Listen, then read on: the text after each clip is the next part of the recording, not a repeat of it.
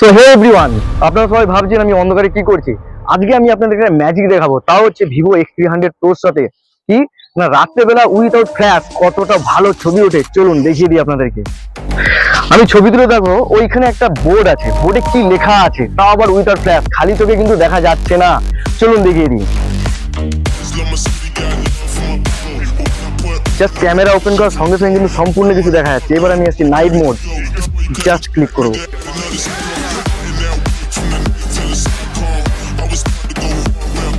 এবং এটা হচ্ছে আউটপুট।